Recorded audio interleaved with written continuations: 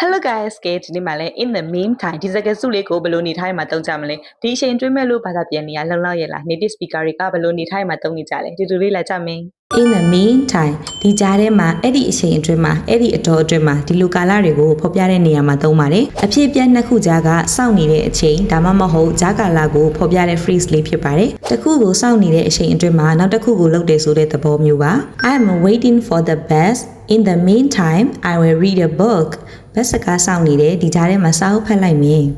My phone is charging in the meantime I will use my laptop ဖုန်းအသွင်းနေတယ်ဒီကြားထဲမှာ laptop သုံးလိုက်မယ် I am waiting for my friend in the meantime I will check my emails တငယ်ချင်းကိုစောင့်နေတယ်ဒီကြားထဲမှာ email စစ်လိုက်မယ် She is cooking in the meantime I will set the table သူမကဟင်းချက်နေတယ်ဒီကြားထဲမှာငါစပွဲပြင်ထားလိုက်မယ် We are waiting for the meeting to start in the meantime let's introduce ourselves အစည်းအဝေးစားဖို့စောင့်နေကြတယ်ဒီကြားထဲမှာတယောက်နဲ့တယောက်မိတ်ဆက်ရအောင်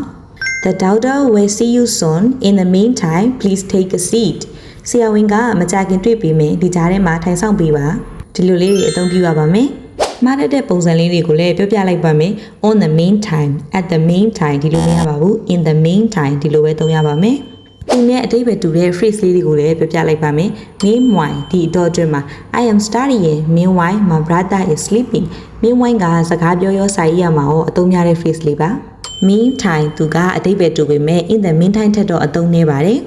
နောက်တစ်ခုကတော့ for now အခုလောလောဆယ် for now let's wait အခုလောလောဆယ်တော့စောင့်လိုက်ရအောင်ဒီလိုလေးတွေသုံးရပါမယ်တခါတည်းမှတ်မိသွားအောင် comment မှာလည်း in the meantime နဲ့ပတ်သက်တဲ့စာနယ်လေးရေးခဲ့တော့နောက်ထပ်ဗီဒီယိုမှာပြန်တွေ့ပါမယ်အားလုံးပဲ bye bye